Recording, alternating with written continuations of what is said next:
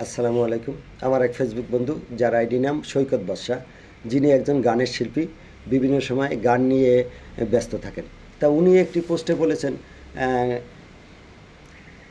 গাছ দেয় ছায়া, নারী দেয় মায়া। খুব সুন্দর পোস্ট।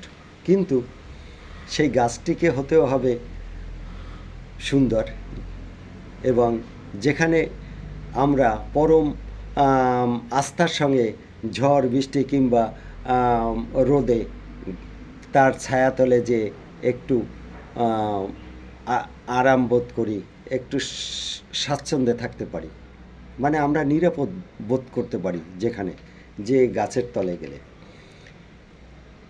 এবং নারীকে হতেও হবে সেরকম পরিবেশ বান্ধব, মায়ের মতো, বোনের মতো। পরিবেশ বান্ধব আমি এই ক্ষেত্রে বললাম, যার দ্বারা পরিবেশের কোনো ক্ষতি না হয়।